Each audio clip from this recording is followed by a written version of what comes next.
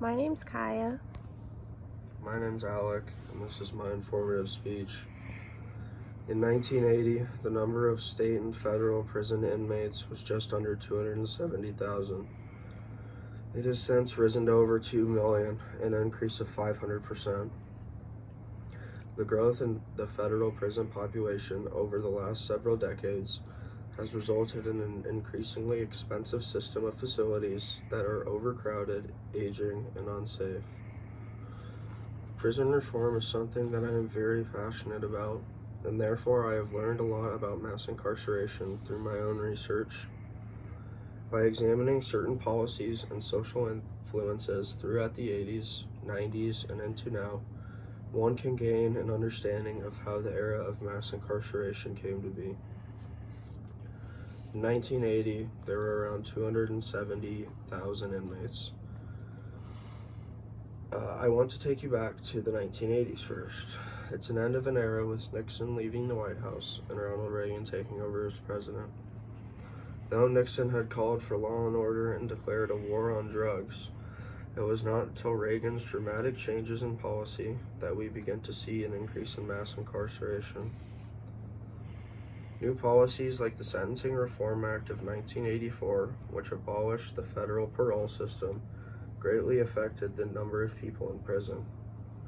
Then, in 1986, the Anti-Drug Abuse Act establishes mandatory minimums, which allow for zero judicial discretion.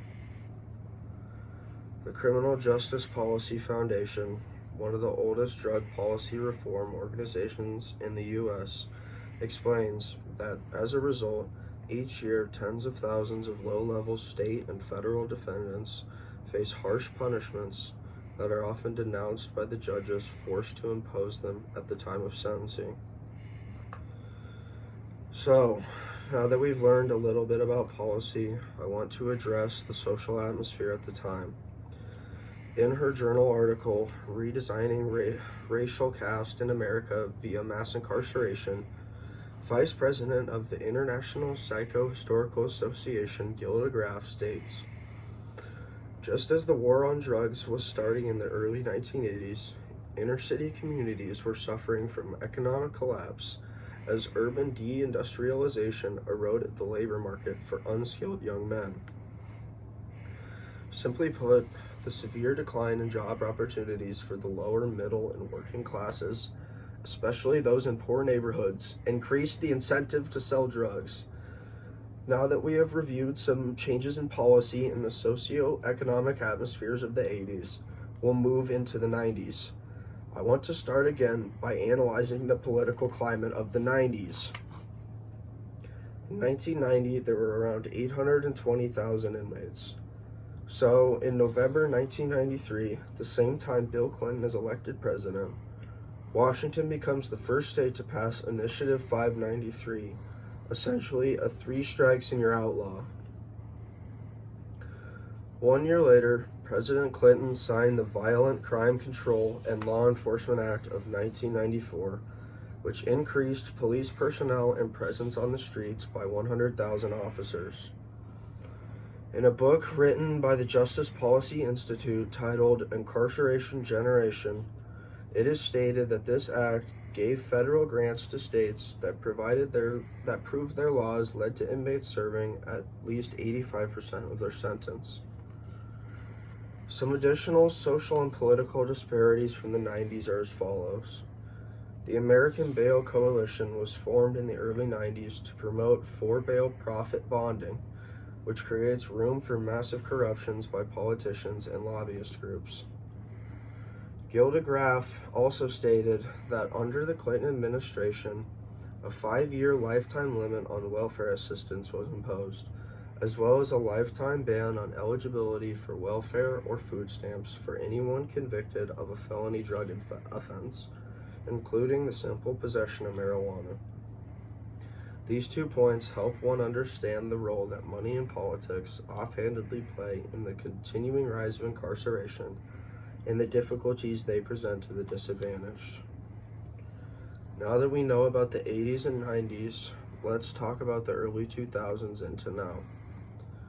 In 2000, there were around 1.39 million prison inmates. As the prison population surpassed 1 million, we finally start to see some positive reforms in policy. Though there have been many organizations and policies put in place to advocate for justice reform, mass incarceration remains a significant problem. Many people are not familiar with the term felony disenfranchisement. What it means is losing the right to vote, so those who are convicted of a felony can lose this right for the entirety of their sentence, or in some cases for life. In a study conducted by the Sentencing Project, which is an organization that promotes a fair and effective criminal justice system, it was found that 6.1 million Americans are unable to vote due to state felony disenfranchisement policies. In conclusion, today we learned how the era of mass incarceration came to be through analyzing the 80s, 90s, and the 2000s into now. By informing you all on this topic, I hope to have sparked some interest, or at least increased awareness of the sentencing policies and unjust racial practices that need reform.